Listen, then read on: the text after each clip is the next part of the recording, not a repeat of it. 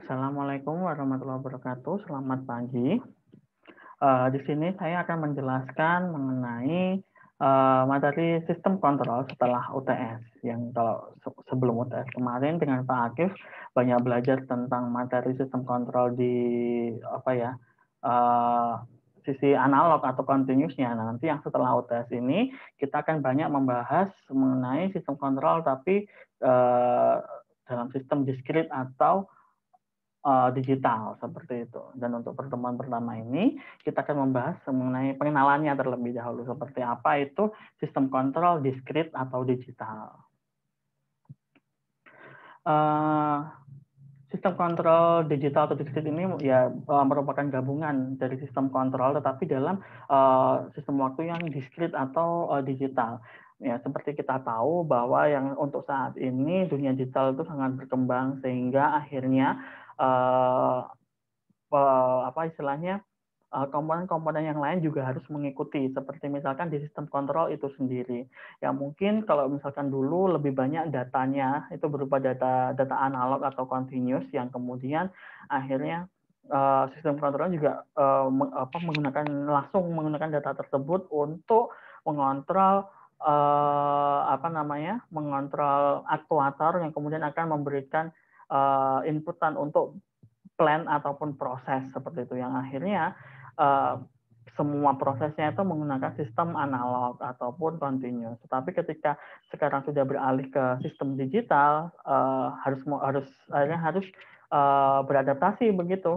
Jadi untuk sistem kontrolnya juga dari dibuat secara digital sehingga akhirnya ketika inputannya itu berupa data digital itu bisa langsung diproses oleh kontrolernya itu karena kontrolnya juga dalam sistem digital.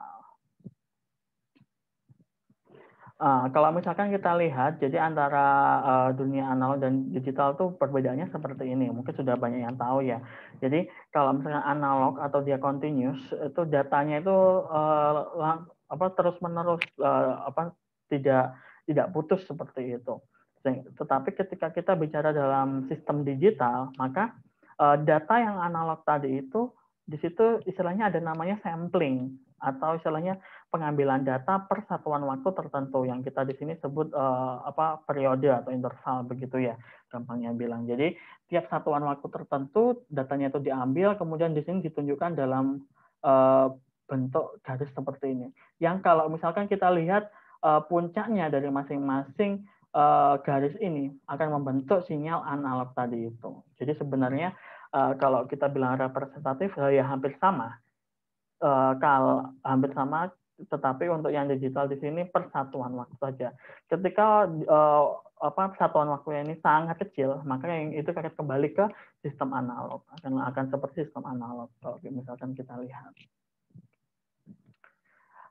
Sekarang kita coba beralih ke arah kalau misalkan kita bandingkan antara yang analog dan digital di blok diagram seperti itu. Kita bisa tahu di sini di awal kita pasti selalu punya namanya set point. Jadi istilahnya nilai tertentu yang kemudian ditentukan sebagai acuan di situ. Nah, ini kalau misalkan di sistem digital, nah set point-nya pun berupa data digital juga di sini seperti itu.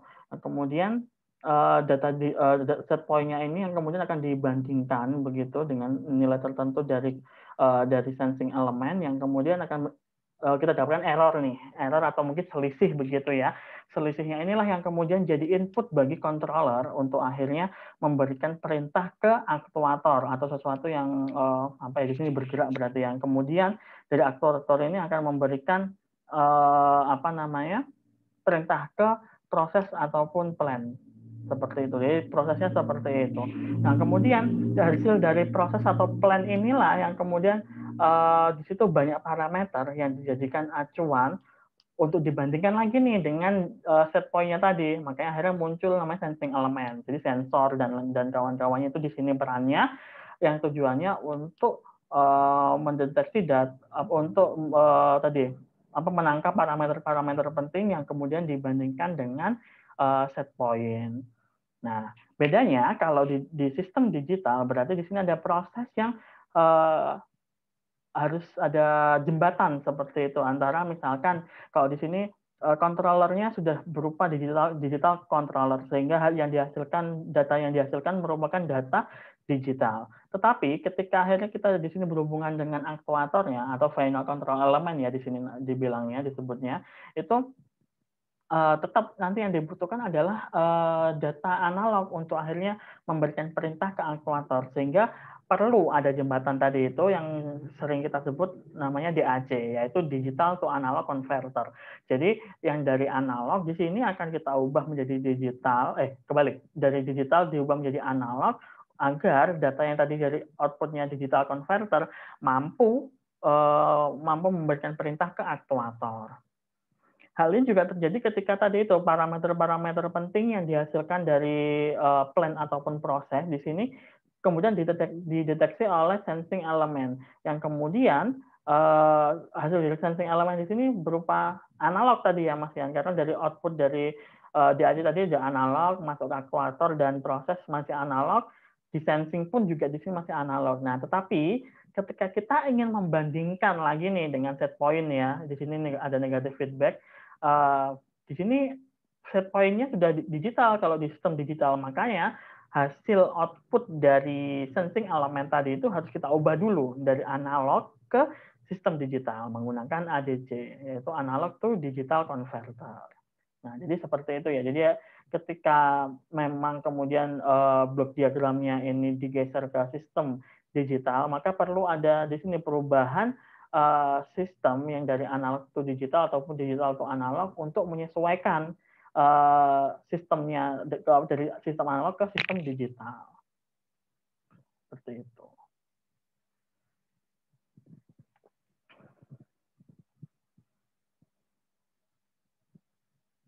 Nah, kalau misalkan tadi ya posisinya pun sebenarnya bisa kita ubah karena di sini set point-nya bisa kita anggap set point-nya itu bukan yang dari digital tetapi dari analog. Yang kemudian yang berupa digital itu hanya controllernya saja. Ya ini tujuannya adalah untuk memudahkan tadi itu karena misalkan untuk sensing elemen itu kan pasti di sini analog ya. Kemudian yang aktuator proses pun juga analog dan kemudian set point-nya harusnya tadi itu kan sudah kita tentukan itu berupa data tertentu sehingga akhirnya posisi ADC dan DAC-nya kita ubah dari awalnya ADC di bawah, DAC di sini, ini ADC kita bawa naik ke setelah di bagian error sinyal di sini untuk membuat agar set point-nya di sini masih analog.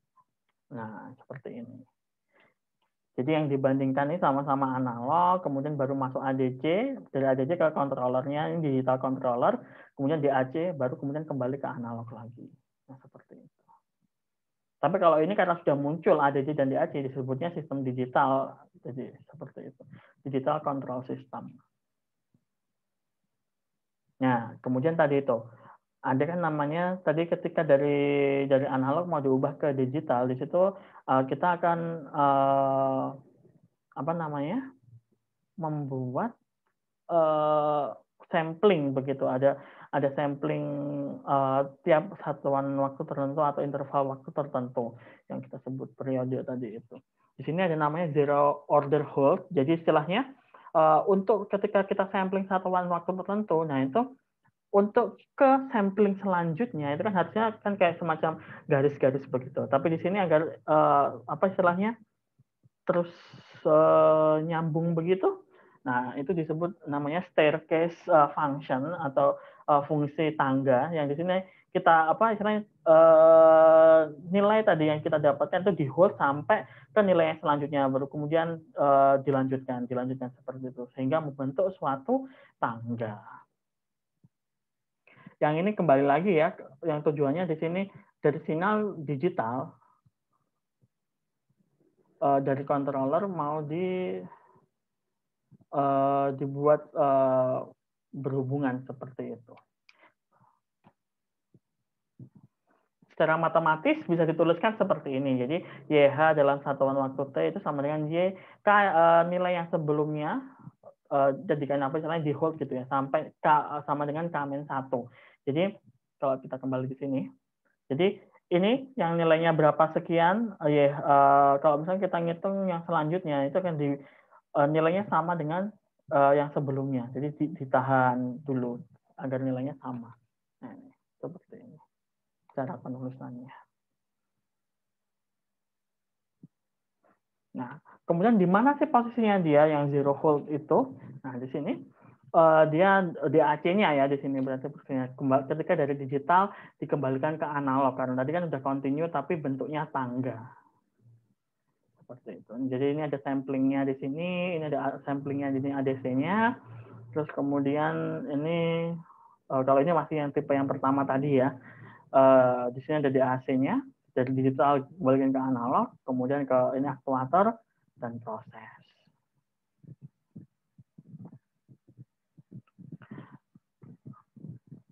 Kemudian kalau misalkan nih, kan kalau yang namanya kita melakukan sampling, pasti di situ kan tidak semua data nih yang kita ambil karena kan kita mengikuti periode dari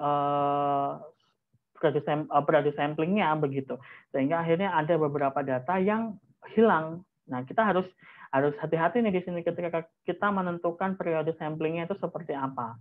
Jadi periode samplingnya itu harus cukup besar sehingga akhirnya data yang kita inginkan itu tidak hilang gitu. Misalkan nih bisa dilihat di sini sinyal aslinya seperti ini. Jadi sinyal sinus ini gitu ya. Kemudian samplingnya misalkan frekuensi samplingnya, bisa disebutnya frekuensi sampling ya, bukan periodenya. Frekuensi samplingnya itu 4/3, jadi diambilnya itu 4/3-nya, 1,5 gitu ya.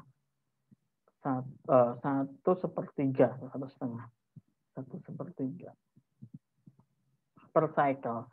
Nah ini makanya dia, tapi dia dapatnya jadi kalau misalnya setelah disampling jadi seperti ini. Nah masih cukup representatif, tapi beda ininya apa namanya kerapatannya. Nah beda kalau tempat ngambilnya seperti ini. Misalkan sinyalnya hampir sama, tapi ngambilnya dari sini. 2 sampel per cycle. Cycle kan ini cycle-nya segini nih, ini 1 cycle, ini ada 2 yang diambil. Nah itu jadinya cuma tinggal garis lurus saja begini. Ini frekuensi rendah berarti dia T-nya tinggi, jadi ada sinyalnya itu tidak sama dengan yang sebelumnya, masih kurang representatif. Sehingga akhirnya ada teori dari teorema sampling punyanya Shannon, di situ menyebutkan bahwa kalau untuk sinyal sinus, nah itu samplingnya sinyal harus disampling more than twice each period. Jadi lebih dari 2 periode ini ya, periode sinyalnya.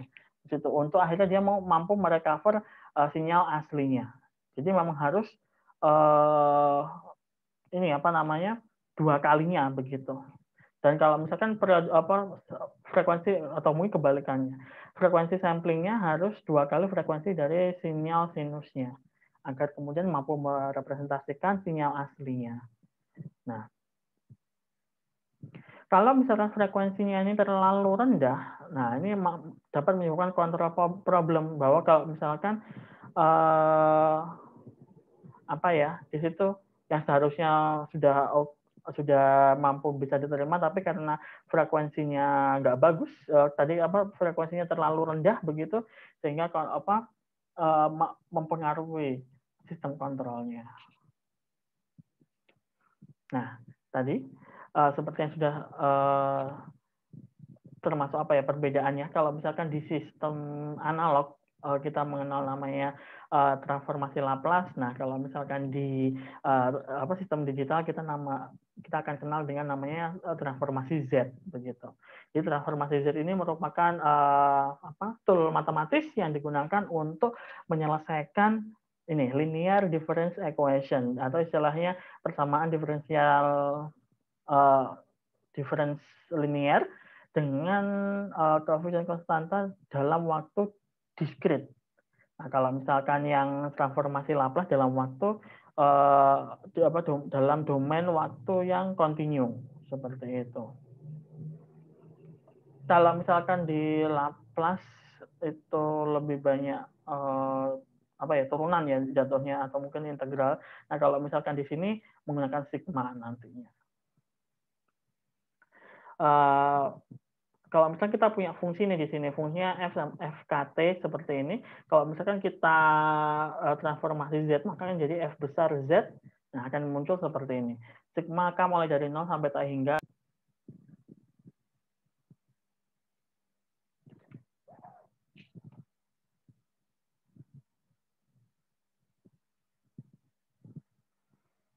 Oke.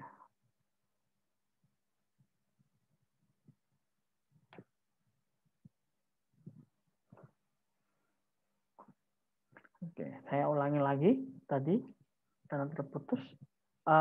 Tadi fungsinya transformasi Z adalah untuk menyelesaikan linear difference equation dengan koefisien yang konstan untuk ini domain waktu yang diskrit. Kalau misalkan yang transformasi Laplace untuk domain waktu yang kontinu. Kalau misalnya bisa dilihat di sini, sebenarnya sama saja dengan transformasi Z, cuma nanti ini apa yang berbeda adalah bagaimana cara pengerjaannya. Karena kalau misalkan yang transformasi Z di sini menggunakan sigma seperti ini. Kalau yang Laplace lebih banyak turunan berarti ya di situ. Jadi di sini ketika kalau misalkan kita punya fungsi f kt seperti ini, kemudian kita transformasikan Z, maka akan jadi F besar Z itu merupakan sigma dari K sama dengan 0 sampai tak hingga dari FKT jadikan Z pangkat min K Z. Dengan ini merupakan elemen bilangan kompleks. Jadi akan seperti ini kalau kita jabarkan sigmanya ya. Kalau mulai dari 0, Z pangkat min 0 berarti kan dia 1. Dan di sini 0 kali T 0 berarti sama dengan F0 karena di sini ini sudah habis ya, tinggal Z.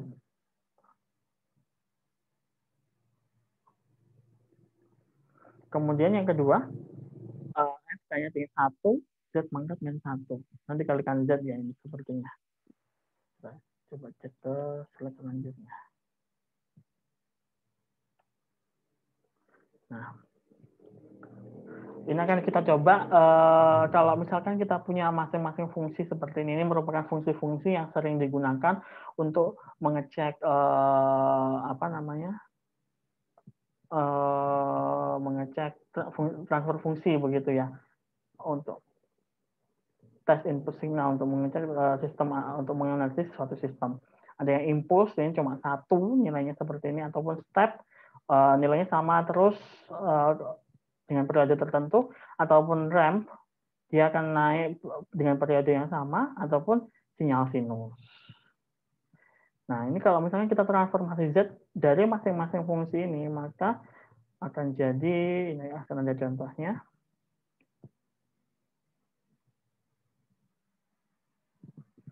Jadi yang pertama, tadi yang fungsi, apa tadi namanya?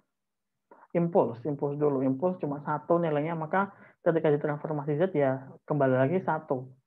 Nah, ini kan saya coba jelaskan sedikit.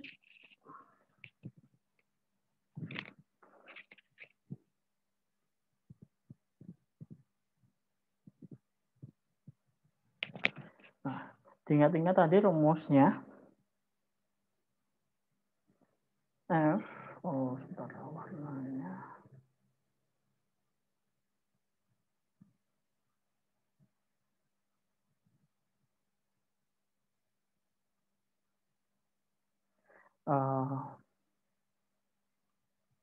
FKT tadi ya, kalau misalnya kita transformasi Z, itu kan sama dengan Z, F besar Z dengan sigma dari K sama dengan 0 sampai tak hingga dari FKT Z pangkat min 1 Z. Nah, kalau F-nya di situ 1,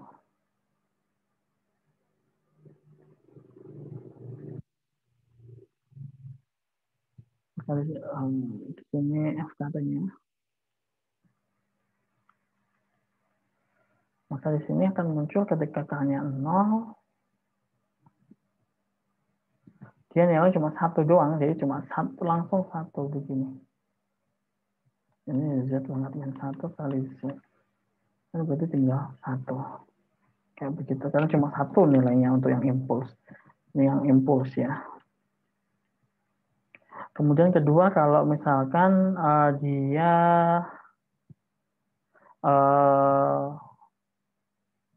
impuls, kemudian ada ramp itu kalau naik, satu lagi step. Kalau yang step ini, yang step itu yang nilainya satu terus tapi dengan interval waktu tertentu. Nah ini kita bisa lihat di sini yang di dalam sini itu adalah satu, maka ini satu di sini. Tapi kan bedanya dengan yang ini, kalau ini cuma satu kali, kalau impuls itu sekali sudah selesai. Tapi kalau ini satu tapi terus menerus, jadi sampai per satuan per interval tuh munculnya nilainya seperti itu. Nah itu kalau misalkan kita masukkan, maka akan muncul seperti ini. Ini pangkat K ya. Kita masukkan.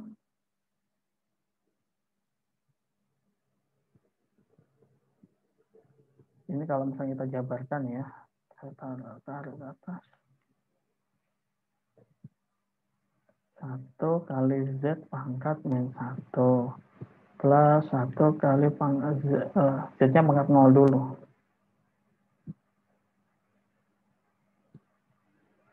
Z pangkat min 1 Z pangkat min 2 terus begitu. Nah kalau misalnya dilihat ini kan deret ini ya, deret geometri dengan R-nya itu Z pangkat min 1.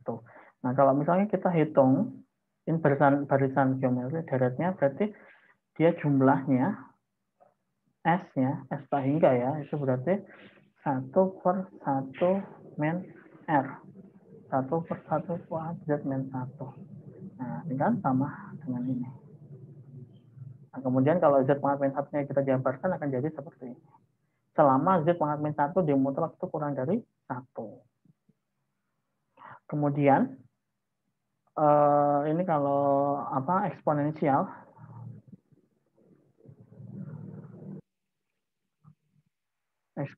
seperti ini, berarti maka kalau kita transformasi Z maka akan muncul seperti ini. Z yang ke belakang ini nggak ikut ya, hati-hati di sini.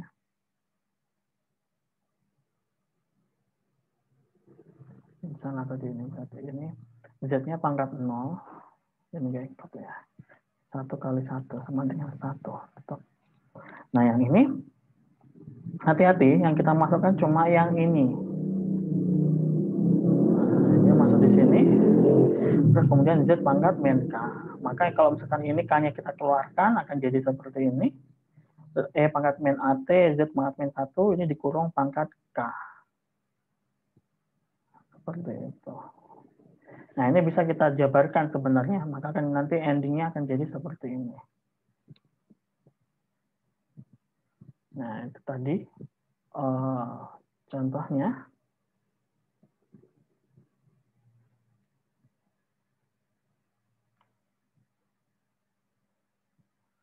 Kemudian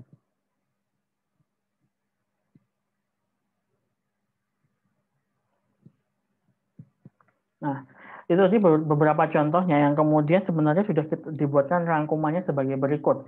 Jadi kalau misalkan nanti ketemu yang ini, kalau impuls ya itu selalu nanti nilainya 1. Kalau misalkan dia step, nah ini nilainya ini ngikutin. Kemudian ini kalau dia ada KT, ini ikuti depannya ini ya. Nah, dia akan jadi seperti ini. Kalau ini dia berupa eksponensial, maka dia akan jadi seperti ini. Kemudian ini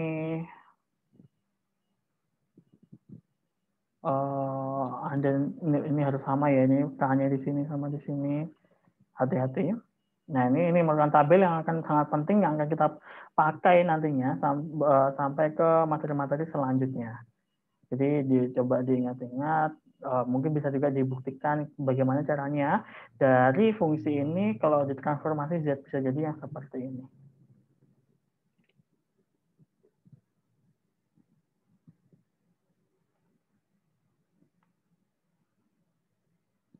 Oke.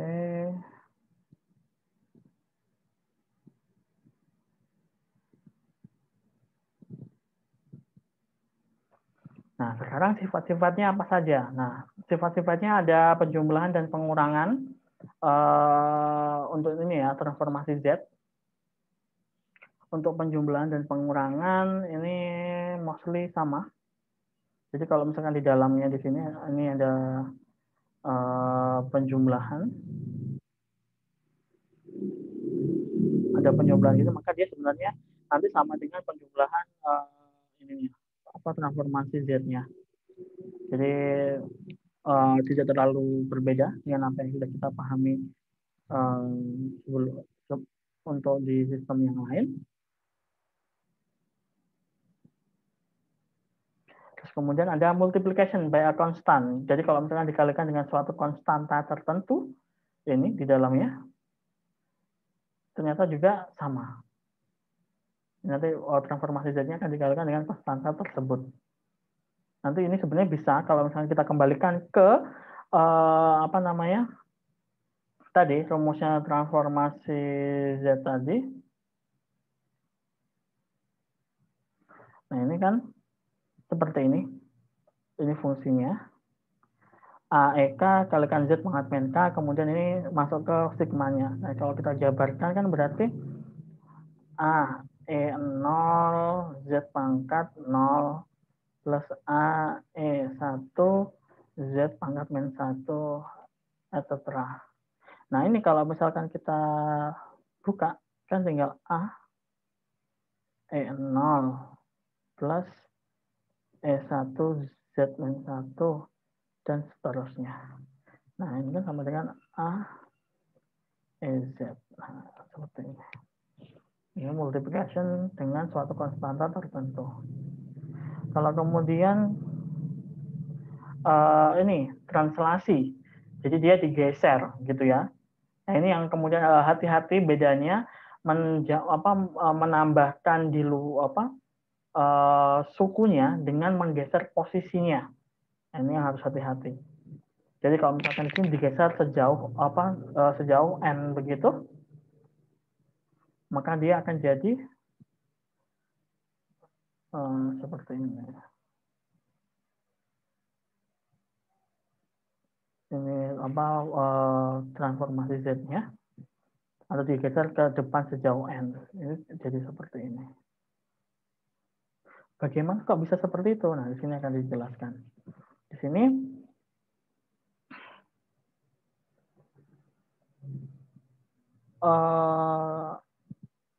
K-nya, nilai K-nya itu kan geser, makanya dia di sini ada pangkatnya yang mengikuti.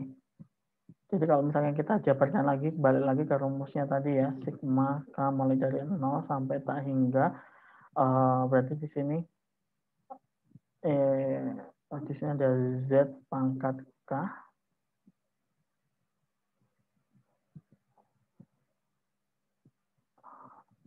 Ini KT di sini ya. Sorry, saya hapus dulu ya, biar nggak bingung.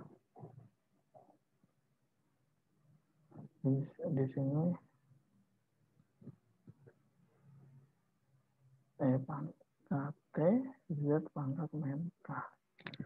Di sini dimasukkan mulai dari K-nya 0 berarti kan N0 Z pangkat min K-nya 0, tinggal berarti min N.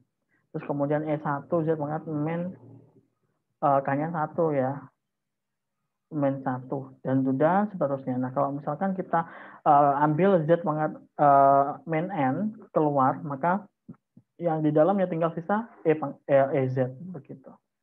Seperti ini. Kemudian untuk yang kedua, ketika geser ke depan gitu ya, plus begitu, maka dia akan kembali lagi ya, kita harus menerapkan yang ini tadi untuk mendapatkan ini. KT-nya di situ juga geser N dari 0, kemudian 1, dan seterusnya. Dari sini kita bisa apa namanya di kelompokkan begitu, sehingga nanti akan muncul yang ini. Kayak begitu. Akan kelihatan begitu mana yang kemudian bisa kumpul jadi EZ dan yang sisanya akan jadi seperti ini.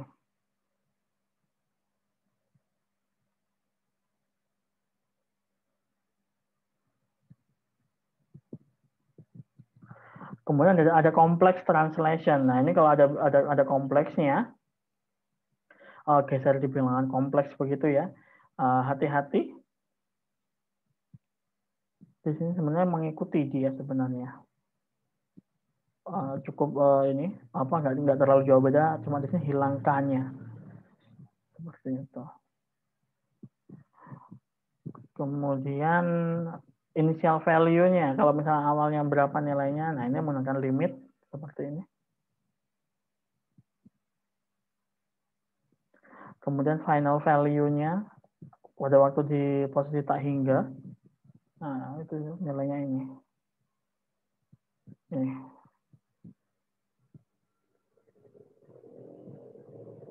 Limit Z mendekati 1, dari Z min 1 kalikan dengan EZ. Inverse-nya, nah ini kebalikannya. Kalau misalkan kita yang tahu dari hasil transformasi Z, kita mau kembalikan lagi, nah sama sebenarnya ya, kita tinggal menerapkan yang dari tabel tadi itu. Nah, contoh misalkan kita punya seperti ini. Hasil transformasi Z-nya adalah Z per Z kuadrat min 3Z plus 2. Nah, ini kemudian untuk mendapatkan lagi fungsinya, maka kita bisa menggunakan beberapa cara. Jadi ada namanya itu power series atau mungkin menggunakan partial fraksional. Kalau untuk yang power series, menggunakan cara power series, nah kita ke slide selanjutnya aja. Nah, kita tulis di sini. Untuk yang power series, nah untuk yang power series berarti kita sebenarnya hampir sama dengan pembagian biasa, tapi harus hati-hati. Kan tadi fungsinya seperti ini.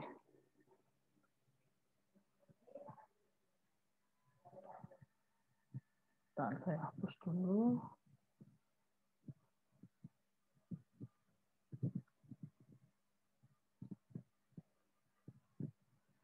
Z kuadrat min 3Z plus 2. Nah, ini caranya yang tadi menggunakan power series.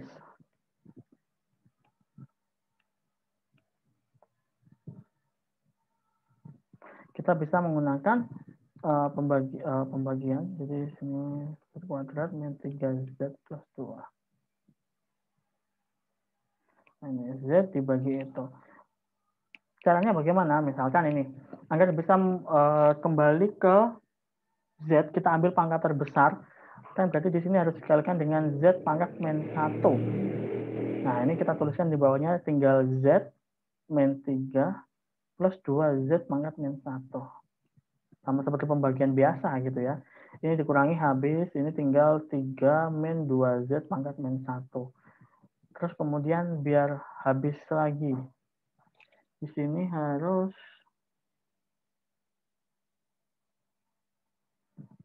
kita kurangi menjadi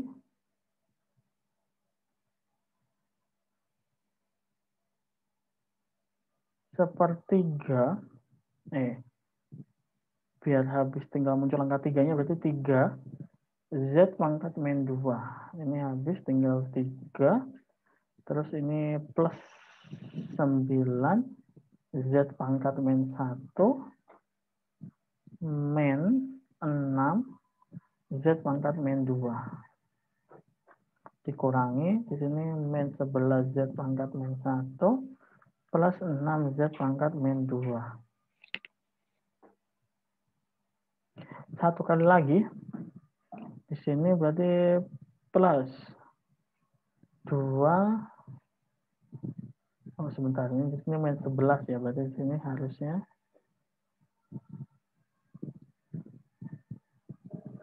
sini min 11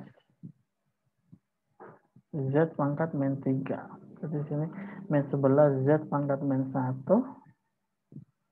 plus 33 Z pangkat min 2 min 22 Z pangkat min 3.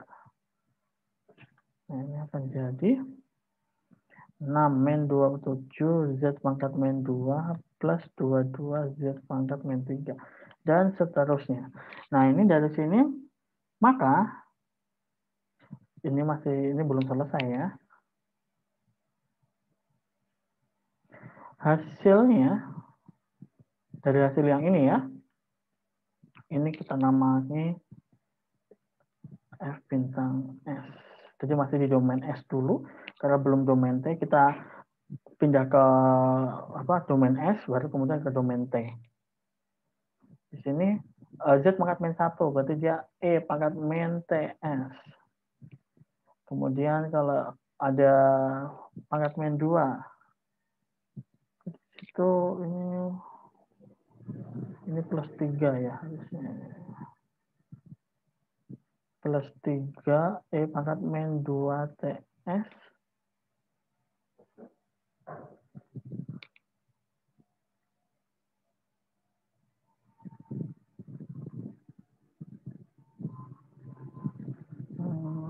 Wah, ini harusnya min ini. Nah, ada yang salah seperti ini nih yang bikin ribet kemudian. Kalau ada salah,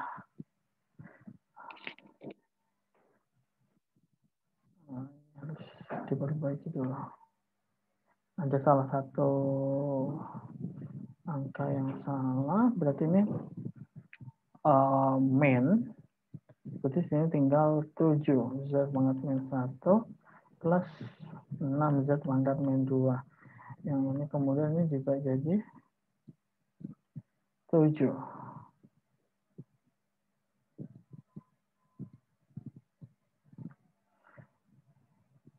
7 Z pangkat min 1 min 21 Z pangkat min 2 plus 14 Z pangkat min 3.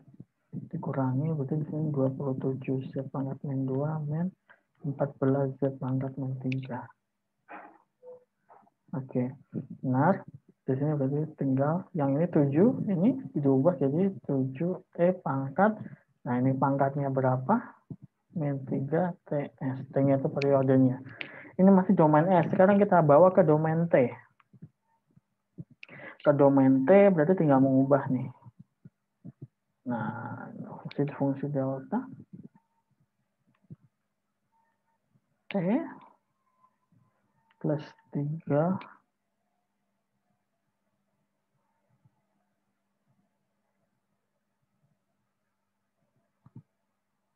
yang kedua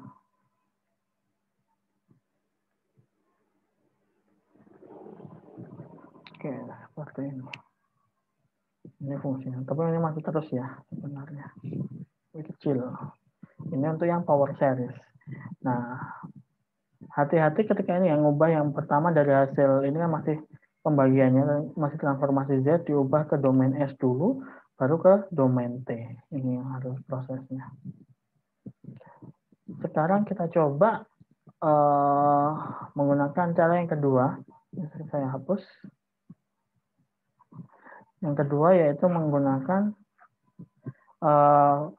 partial fractional method. Saya hapus semua dulu.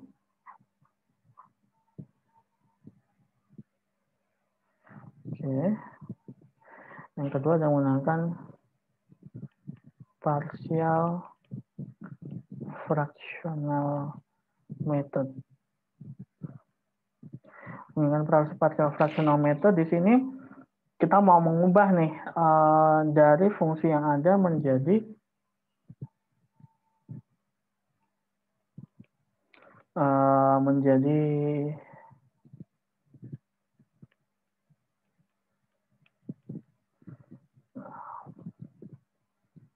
komponennya.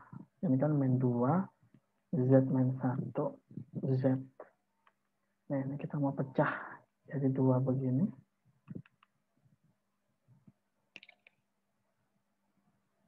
Tapi kan kita nggak tahu nih yang di atasnya berapa nilainya, maka kita pakai A sama B. Kalau kita gabung lagi, maka akan jadi AZ min A plus BZ min 2B. A plus BZ plus min A min 2B. Berat Z min 2, Z min 1. Nah, di sini bisa ketahuan. Kan kalau di sini cuma ada Z doang nih. Maka di sini A plus B-nya itu pasti sama dengan 1. Yang min A min 2B itu sama dengan 0. Karena nggak ada nilainya. B-nya berarti 1 min A. Min A min 2 kali 1 min A ini sama dengan 0. Min A min 2 plus 2A itu sama dengan 0. A min 2 sama dengan 0. A-nya sama dengan 2. B-nya 1 min 2 sama dengan min 1. Maka yang ini itu sama dengan 2 per Z min 2 plus min 1 per Z min 1. Nah, ini ketika ini kan udah namanya partial fraksional. Jadi dibagi menjadi apa namanya bagian-bagiannya. Nah, setelah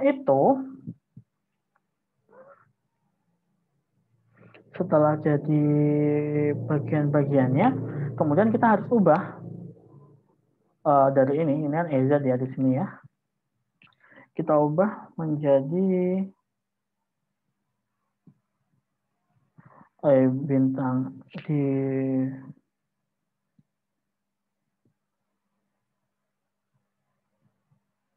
langsung bisa nggak ya? Sebenarnya urutannya kita harus ubah dulu ke KT dengan melihat partial fraksional tadi itu. Yang di situ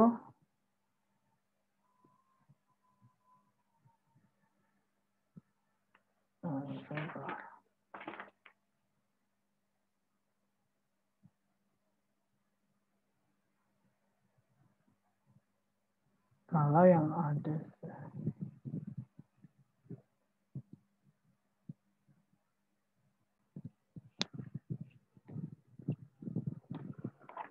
oke. Saya lanjutkan, maaf tadi hilang. Oke, terakhir tadi ketika kita mau cari ini ya partial fraksional dari Z per Z kuadrat min 3Z plus 2. Ini kalau kita pecah jadi 2 per Z min 2 min 1 per Z min 1. Nah, ini kemudian kita kembalikan lagi ke ini transformasi Laplace. Maka kita akan bisa dapat E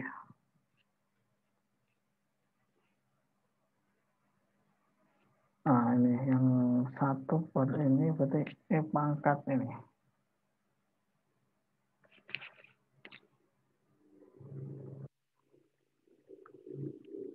Ini di sini pakai T.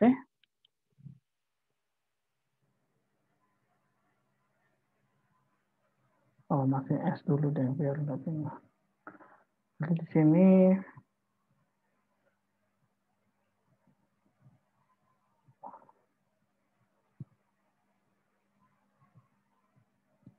nah, sebentar.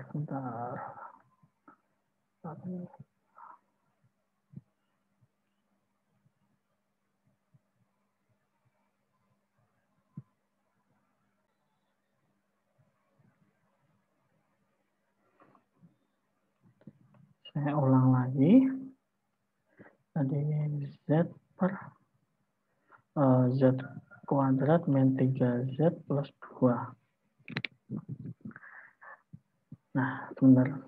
Kita akan mengacu pada yang hasil transformasi Z yang ini. Jadi nanti endingnya kita harus mendapatkan ini lagi. Dan untuk yang partial fraksional, kita harus ubah dulu. Maaf, ada yang salah berarti tadi. Ini coba dulu menjadi seperti ini. Baru kemudian, ini kita pecah jadi 2 tadi. Nah, ini A sama B. Nah, ini berarti agak berbeda ya hasilnya. Z min 2, Z min 1, AZ min A plus BZ min 2B. A plus B, Z min A min 2B. Z min 2, Z min 1. A plus B sama dengan 0. Jadi A sama dengan min B. Min A min 2B sama dengan 1. Dari sini ya.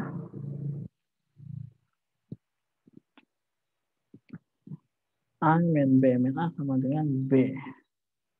Min 2B sama dengan 1B sama dengan min B sama dengan 1B sama dengan min 1. A sama dengan 1. Nah, maka yang ini akan jadi 1 per Z min 2 min 1 Z min 1. Nah, ini kalau mungkin kita kembalikan ke transformasi Laplace yang ini, maka kita akan dapat E dari yang S deh. 1 per S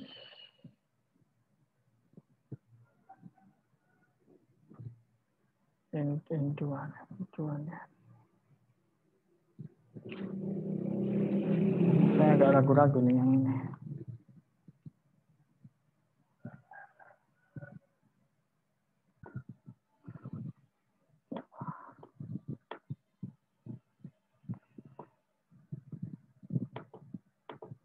Nah, setelah itu kita kembalikan Z-nya biar mengikuti bentuk yang ini.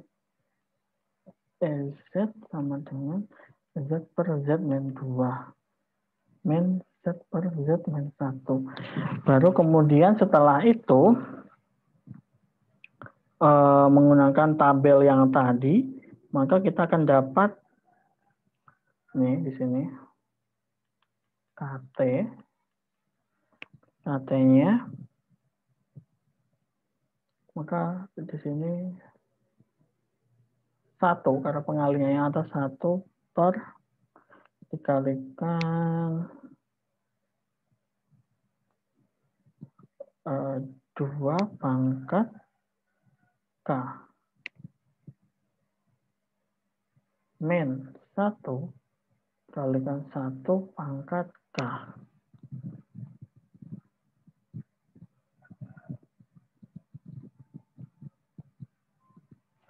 Dari sini kita bawa ke bentuk yang sampling T, yaitu kata hingga mulai dari 0 delta T min KT. Maka akan kita dapatkan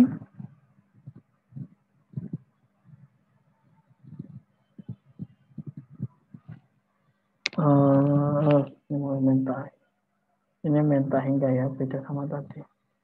Nah, di sini kita akan masukkan EKT-nya. Di sini sigma minta hingga sampai tak hingga dari 2 pangkat K min 1 pangkat K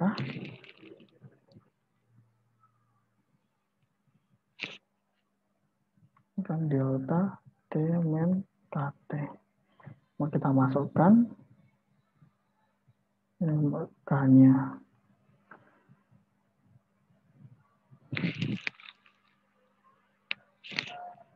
K-nya dari minta hingga.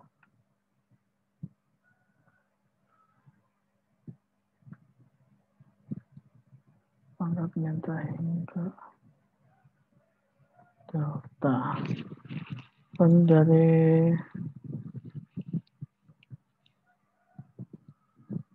mulai dari 0 K-nya, sorry.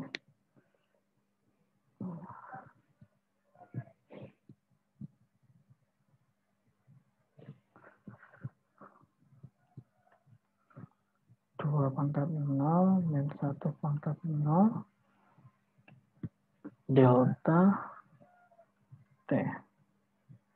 2 pangkat 1, 1 pangkat 1 delta T min T.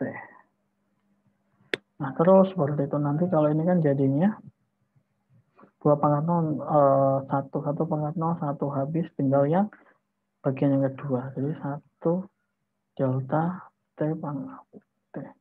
Dan seterusnya. Seperti itu. Nah, ini harusnya nanti hasilnya, ini sama dengan suku pertama tadi kalau menggunakan power, nanti suku keduanya, suku ketiga ya berarti, karena ini di sini 0 nilainya, yaitu 2 pangkat 2, 4 kurangi 1 pangkat 2, 1. 4 kurangi 1, 3. Nah, ini akan sama dengan yang power tadi. Nah, seperti itu. Oke, kita lanjut. Nah, ini yang tadi sempat saya jelaskan. Jadi seperti ini.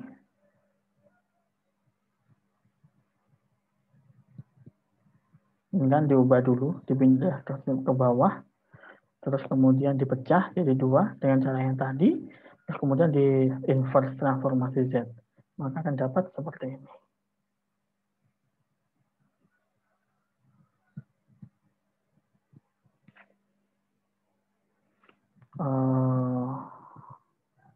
Oke, sebelum tugas ini ada satu contoh lain untuk yang mungkin yang partial fraction, karena ini caranya jauh lebih mudah sebenarnya.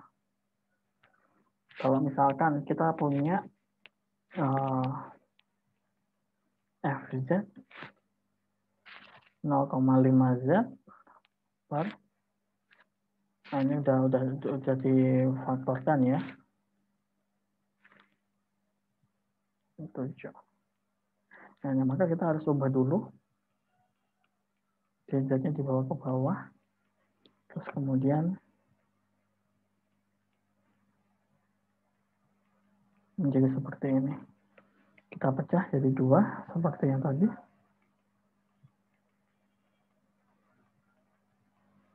Ini A sama B, maka akan jadi AZ plus 0,7A plus BZ min 0,5B. 0,5 Z min 0,7.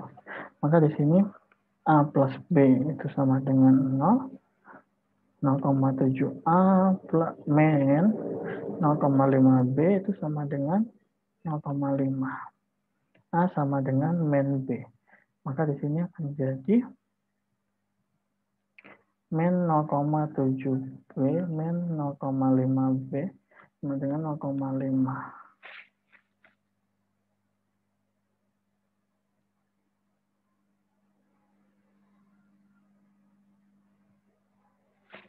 Nah, ada yang salah kah?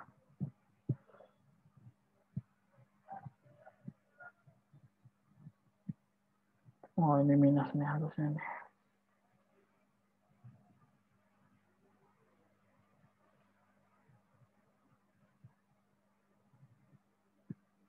Min jadi plus, min jadi plus di sini. Ada minnya. Nah, ini akan jadi 0,2B sama dengan 0,5. B-nya 2,5. A-nya min 2,5. Maka ini akan jadi min 2,5 per Z min 0,5. 2,5 per Z min 0,7. Ini kita ubah dulu ke KT tadi sebenarnya. Per KT itu akan jadi min 2,5 kalikan, nah ini di belakangnya 0,5 pangkat K plus 2,5, 0,7 pangkat K. Nah, ini kita ubah ke T. Nah, rumusnya sama kayak tadi ya. Ta min ta hingga sampai ta hingga dari FKT delta T min T min T.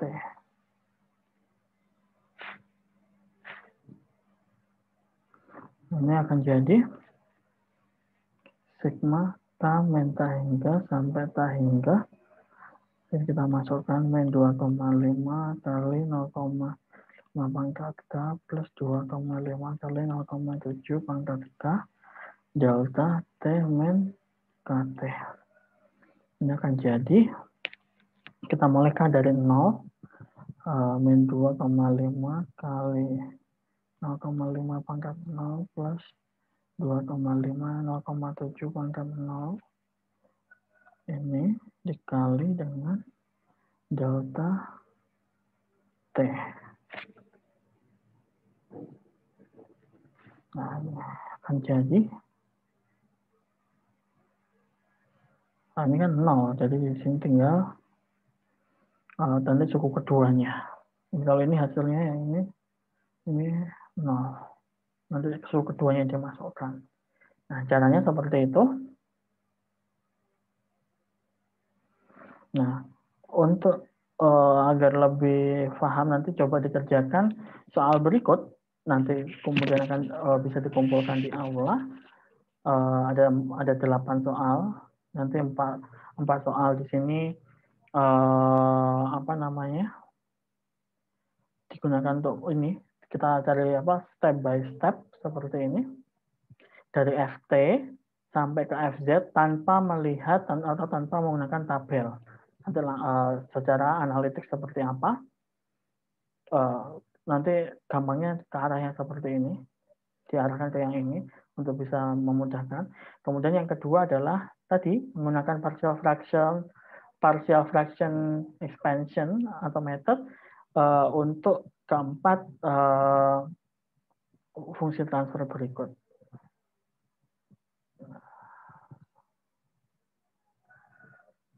Oke, sekian dari saya. Terima kasih.